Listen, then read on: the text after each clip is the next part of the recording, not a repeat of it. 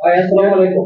ওয়ালাইকুম আসসালাম রহমতুল্লাহ। আর যদি ভুল না হয় তাহলে আপনি আমার জেলা স্বেচ্ছাসেবক দলের আহ্বায়ক, যুগ্ম আহ্বায়ক। যুগ্ম আহ্বায়ক মজনু হাসান বাবু। জি, সাবেক ছাত্র দলের যুগ্ম সম্পাদক ছিলাম শর্ট কমিটিতে 2018 সালের রনি সবুজ কমিটিতে। তো আপনাদের এই যে দলীয় ভাবে চাঁদাবাজদের বিরুদ্ধে কঠোর নির্দেশনা দেয়, জি সেক্ষেত্রে আপনার এই অফিসের পাশে জি এই মার্কেটে দোকান বসিয়ে অথবা স্থান থেকে চাঁদাবাজি হচ্ছে, এটা একটা অভিযোগ আছে। এটা শুনছি, আর মোটামুটি তো আমি এখান থেকেই চলাফেরা করি, এটা তো আমার জানার কথা, জানি কিছুটা আমি। কিন্তু আপনি যেভাবে বলছেন, এরা তো দলের কেউ না। আর দলের কেউ হলে বা আমার সংগঠনের কেউ হলে অবশ্যই জনাব তারেক রহমানের আহ মানে নির্দেশনা আছে। চাঁদাবাজ, সন্ত্রাস, ভূমিদস্যু তারা কোনো দলের না। আমি একটা হ্যাঁ, জিনিস দেখলাম ওই স্থানের পাশেই যে খুব বড় ব্যানার লাগানো, সেই ব্যানারে যে লিখে রয়েছে রুবেল মাহমুদ, উনি আসলে দলের কোন পক্ষে? উনি সর্বপ্রথম আমার সাথে রাজনীতিতে ইনভলভ হয় 2011 সালে। 11 সালে ইনভলভ হওয়ার পরে 1 থেকে 2 বছরের মতো আমার সাথে থাকছে আর কি, রাজনীতিটা মোটামুটি করছে। এরপর থেকে নীতিগত ভাবে একটু হওয়ার কারণে আমার থেকে আমি ওর থেকে রাজনীতি থেকে দূরে সরে যাই। দূরে সরে যাওয়ার কারণে ও আর রাজনীতিটা করে না তখন। লাস্ট লাস্ট 1-1.5 বছর যাবত দেখতেছি আমাদের সাবেক ছাত্র দলের প্রেসিডেন্ট এবং বর্তমান জেলা যুব দলের সদস্য সচিব মশিউর রহমান রনি ভাই, ওনার ব্যানারে উনি ছবি টবি করতেছে, কিন্তু আমার জানা মতে ও দলের প্রাথমিক সদস্য পদ পর্যন্ত নাই। আমাদের দেশে সাবেক জেলা ছাত্র দলের সহসভাপতি হিসেবে যে নিজেকে দাবি করে, 2018 সালের পরে, হ্যাঁ, মানে 2018 সালের পরে 2022 সালের দিকে আমাদের জেলা ছাত্র দলটা করা হয়, পূর্ণাঙ্গ কমিটি করা হয়। ওই কমিটিতে রুবেল হোসেন নামে একজন লোক ছিল, সে হচ্ছে সোনারগাঁয়ে। এই রুবেল হোসেনের তখন তো রাজনীতির কোনো অস্তিত্বই নাই, ওই নাই। তো পদ পদবি বা কিভাবে আসবে, এটা তো অন্য রকমের একটা বিষয়। উনি ওই সময় ছিল না। আর ও আমার জানা মতে দলের কোনো সদস্য পদে নাই। আপনারা জানেন যে চেয়ারম্যান তারেক রহমান, তিনি এই নির্দেশনা দিয়েছেন যে বিএনপির নাম ব্যবহার করে বা পদ ব্যবহার করে কেউ কোনো ধরনের অন্যায় অপরাধের সাথে সম্পৃক্ত হয়, সুনির্দিষ্টভাবে স্পেসিফিক ভাবে তার বিরুদ্ধে কোনো অভিযোগ পাওয়া যায়, তাহলে তার বিরুদ্ধে আপনার দলীয় ব্যবস্থা কিন্তু নেওয়ার জন্য তার নির্দেশনা দেওয়া আছে। সেক্ষেত্রে আপনারা যেহেতু অবগত আছেন এখানে যে আর্থিক বিষয়ে জড়িত সীমানা একটি জনবহুল জায়গায় এইভাবে আসলে জনপদের জায়গায় এভাবে দোকান বসিয়ে অর্থ নেওয়াটা, এই বিষয়ে আপনারা দলীয়ভাবে কি ধরনের পদক্ষেপ নিয়েছেন? দেখেন, আমি তো স্বেচ্ছাসেবক দলের সাথে সম্পৃক্ত। এখানে যদি স্বেচ্ছাসেবক দলের কোনো নেতা হইতো বা কিছু হইতো, আমি কেন্দ্রে বা আমার সিনিয়র যারা আছে, জেলার আহ্বায়ক, সদস্য সচিব, এদের সাথে হয়তো বা একটা কথাবার্তা বলে এটা অ্যাকশনে যেতে পারতাম। আর সবচেয়ে বড় ব্যাপার হয়েছে, তারেক রহমান বা জিয়ার আদর্শ সৈনিক যারা, তারা কখনোই চাঁদাবাজ, ভূমিদস্যু বা জোর দখল করতে পারে না, এটা আমাদের বিশ্বাস। আর আপনি বিগত দিনেও দেখছেন, যারা যারা এই অপকর্মের সাথে জড়িত ছিল, দল তাদের ওইভাবে পানিশমেন্ট দিছে। কাউরে দল থেকে বহিষ্কার করছে, কাউরে বহিষ্কার করে আবার নিজেরাই আইনের আওতায় তুলে দিছে, যার নজিরবিহীন বিস্তারিত আপনারা জানেন।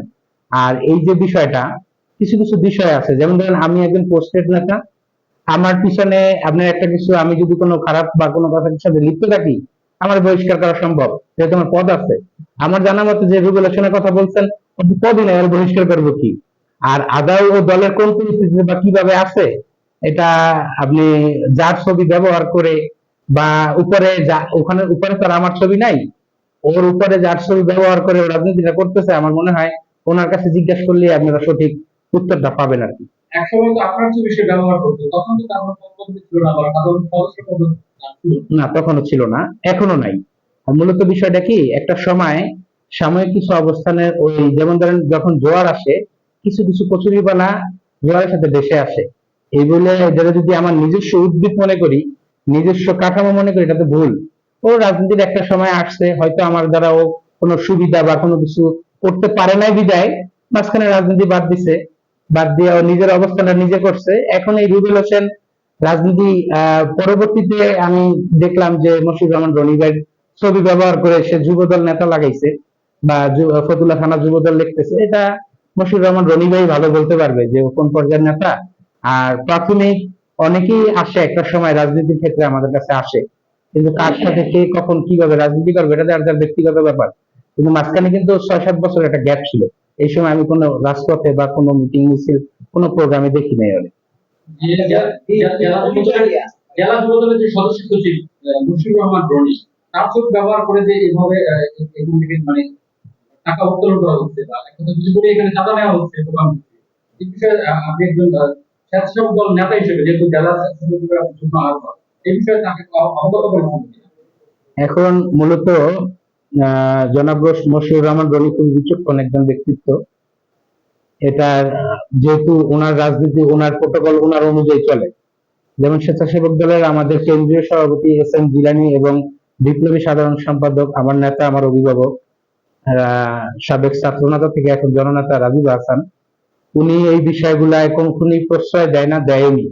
হয়তো আপনাদের যে বিষয়টা আজকে তুলে ধরছেন, হয়তো আমার যেটা মনে হয় ব্যক্তিগত মতামত, হয়তো উপর মহলের বা নেতৃত্ব পর্যায়ের লোক সবাই এই বিষয়টা জানে না। আপনারা সাংবাদিক, জাতির বিবেক, মানে ওই বিবেক থেকে বিবেচনা করে যেটা ভালো হয় সেইভাবেই আপনারা উপস্থাপন করেন। আর মশিউর রহমান রনিবের ব্যাপারে আমার কোনো কমেন্টস বা নাই। এখন এটা মূলত মশিউর রহমান রনি ভাই বলতে পারবে যে মূল বিষয়টা কি, যেহেতু ওনার ছবি ইউজ করে।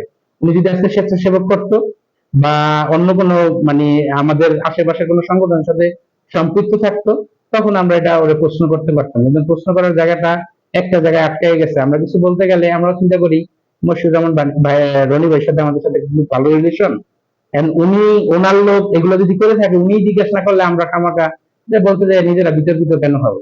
এখানে কিন্তু একটা প্রশ্ন থাইকে যায়, আমি যদি এটা বলতে যাই যে ভাইয়া এই যে এই বিষয়টা আপনি একটু নজর করে নিয়েন, উনি যদি বলে যে তুই তুই স্বেচ্ছাসেবক করস, আমি যুবদল করি, আমাদের ধারাবাহিক যেটা নীতিগত বৈষম্য নিয়ে আমরা আছি, এটার মধ্যে আসিস না, এইসব বিষয় চিন্তা করে আমরা এইসব কখনো জিজ্ঞেস করিনি। আসলে আপনার দায়বদ্ধতার জায়গা থেকে যেহেতু আপনি একটা দল করেন, দলের আদর্শে আপনি ধারণ করেন, সেক্ষেত্রে আপনার দৃষ্টিগোচর হয়েছে এমন বিষয়টা আসলে এটা নির্মূলে আপনি কোনো ধরনের পদক্ষেপ নিয়েছেন কিনা?